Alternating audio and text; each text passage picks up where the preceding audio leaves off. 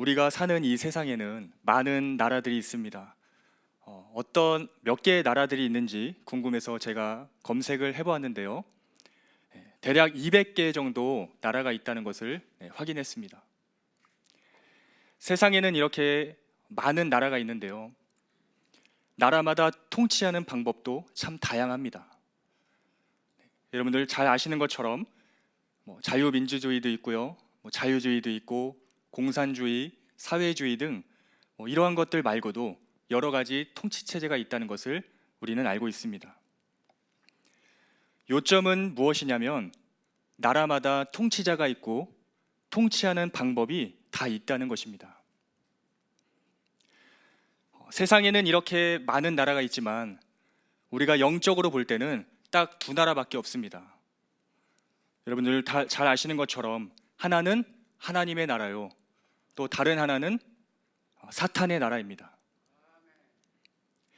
하나님의 나라는 하나님이 통치하시는 곳이고요, 이 사탄의 나라는 세상 나라라고도 하는데 사탄이 통치하는 곳입니다. 예수님께서는 특별히 이 마태복음 5장부터 7장까지의 산상수훈 말씀을 통해서 너희가 하나님의 나라 백성이라면 이렇게 살아야 한다 하면서 말씀하고 계십니다. 즉 하나님 나라 시민법이라고 할 수 있는 것이죠. 오늘 본문의 말씀은 6장인데요.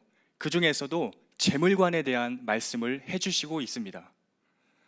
하나님의 나라 백성들이라면 먹고 사는 이 현실적인 문제에 대해서 어떻게 생각해야 하는가, 그것을 말씀하고 있다는 것입니다. 너희가 하나님의 나라 백성이라면 재물이라는 것을 대할 때, 우리가 먹고 살아갈 때 어떤 마음으로 대해야 하는지, 어떤 태도로 살아가야 하는지 말씀해 주십니다. 일단 분명하게 예수님께서 못 박아 말씀하시는 것이 있습니다. 24절에 보니까요, 하나님과 재물을 겸하여 섬길 수는 없다고 분명하게 말씀하십니다. 하나님을 섬기든지 아니면 재물을 섬기든지 둘 중에 하나라는 것입니다.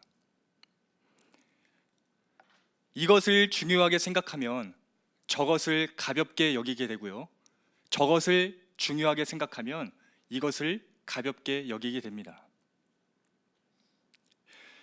예수님께서는 인간의 타락한 이 마음이 재물이라는 것을 만나게 되면 어떻게 기울게 되는지를 너무나 잘 아시기 때문에 아예 하나님과 재물을 겸해서 섬길 수 없다는 것을 못 박아 말씀하고 있습니다. 제가 실제로 현대인들이 어떤 염려를 많이 하면서 살아갈까 제가 찾아보았습니다. 21년도 9월 달 자료인데요. 무엇이 가장 높게 나왔는지 혹시 아십니까? 바로 경제적인 부분이었습니다. 가장 염려하고 가장 스트레스 받아 하는 것이 무엇일까 했을 때 가장 높게 나온 것이 이 경제적인 부분이었다는 것입니다. 특히 50대에서 제일 많이 나타났다고 합니다. 역시 그 옛날이나 지금이나 먹고 사는 이 문제에 있어서 많은 염려를 한다는 것을 우리가 보게 됩니다.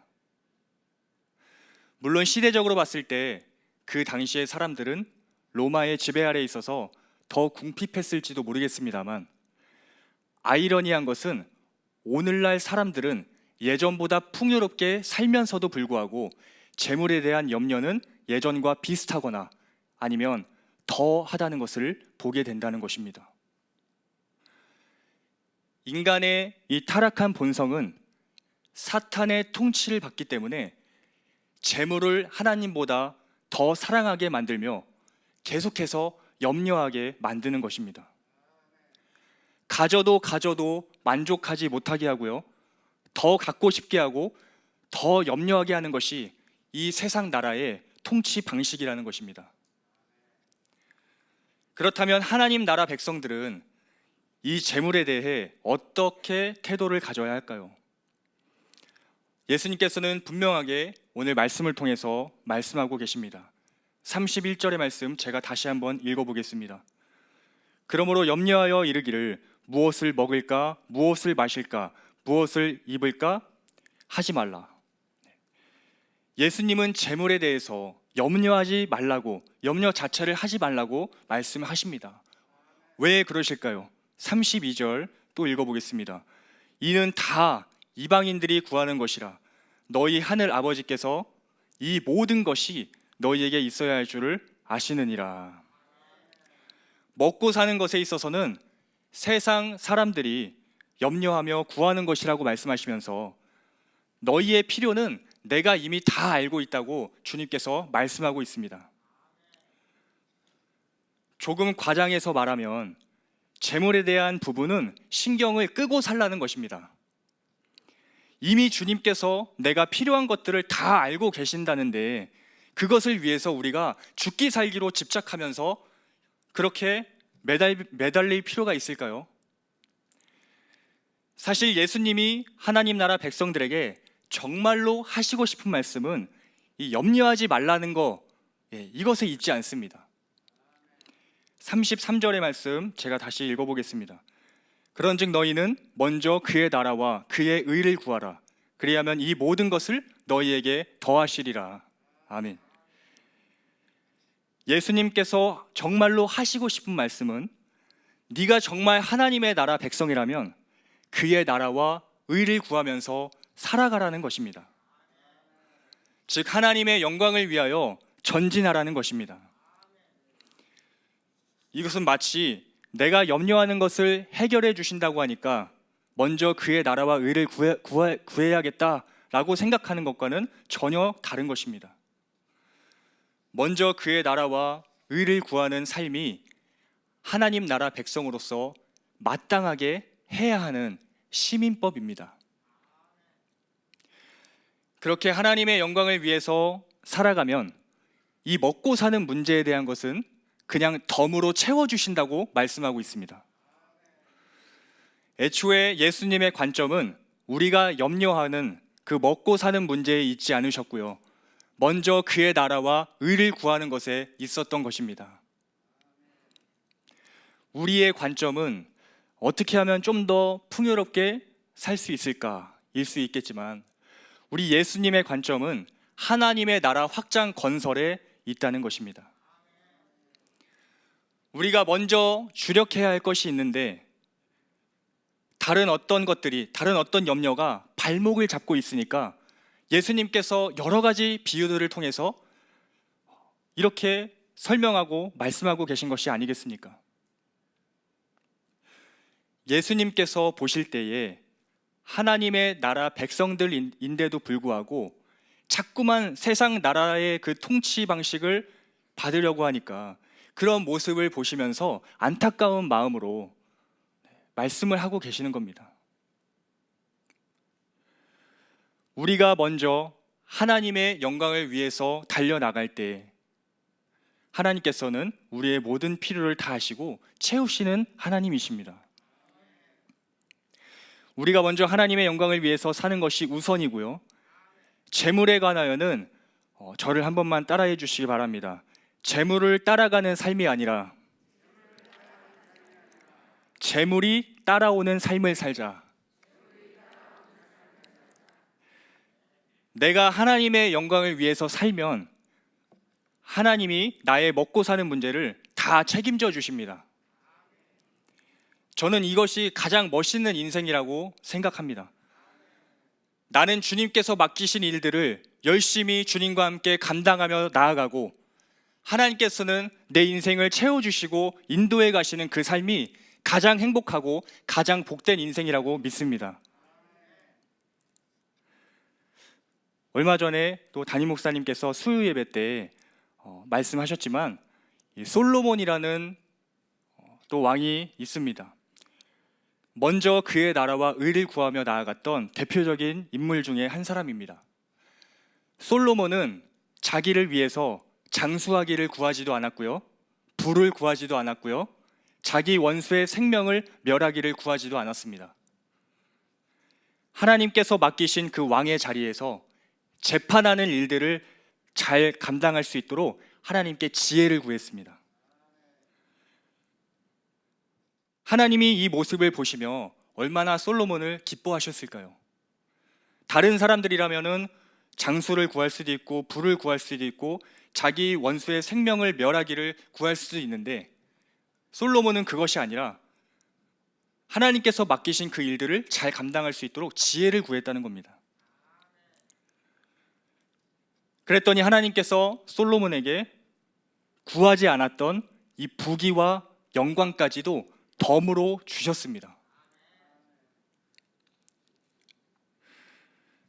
제가 이 설교를 준비하면서 가장 많이 생각났던 분이 계십니다. 다름 아니라 저희 부모님입니다. 저희 아버지는 담임 목회를 한 10년 동안 하시다가요, 제가 고등학교 2학년 때 교회를 개척하셨습니다. 아시다시피 형편이 좋지 못했습니다. 다달이 밀려오는 그 월세가 있었고요, 각종 세금도 감당하기가 참 힘들었습니다. 사례비는 당연히 없으셨고요, 어머니가 화장품을 판매하는 그 금액 말고는 따로 수입이 있었던 것도 아니었습니다. 그렇다고 성도님들이 많이 오시는 것도 아니었고 어떤 지원도 크게 없었습니다. 가끔은 그 현실적인 문제를 만나서 내색은 하지 않으시려고 했던 것 같은데 그 힘들어 하셨던 모습이 아직도 저는 눈에 선합니다. 그럼에도 불구하고 몇 분 되시지는 않지만 함께 똘똘 뭉쳐서 기도하고 전진하며 나아갈 때 하나님께서 정말 놀랍도록 채우시는 역사가 있었습니다. 생각지도 못한 곳에서 지원을 받게 하셨고요, 서로 함께 도울 수 있는 단체와 연결시켜 주셨습니다. 그리고 어떻게 생각하실지 모르겠지만 그 길거리에 필요한 것들을 다 보게 하셨습니다. 이것이 무슨 말이냐면 필요한 것들이 있었는데 길거리에 나가보니까 그 필요한 것들이 다 거기 있더라는 겁니다. 목사님 뭐 그렇게 길거리에서 주슨 얘기까지 하십니까? 하실 수도 있는데요, 저는 정말 간증이고 자랑입니다. 수많은 정말 이거 왜 버릴까 하는 것들도 굉장히 많이 있었습니다.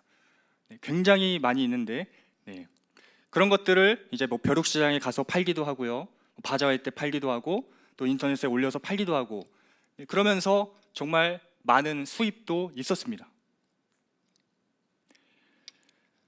그리고 나름의 이제 제 간증들도 짤막하게 있었는데 하나만 좀 나누고자 합니다. 제가 고등학생 때 저는 인천에 이제 동산고등학교를 나왔는데요, 그 식당을 이제 공사하고 있는 그 시절이었습니다. 그래서 도시락을 이제 먹어야 되는 상황인데 학교에서 이제 급식비를 내라고 쪽지가 나왔습니다. 근데 이 쪽지를 제가 어머니께 갖다 드려야 되는데 그 가정의 형편을 제가 알기 때문에 이거를 갖다 드리기가 상당히 조금 마음이 좀 그랬습니다. 그래도 갖다 드렸어야 됐는데 갖다 드리지 못하고 있다가 저기서 도시락이 오는 것을 이제 제가 보게 됩니다.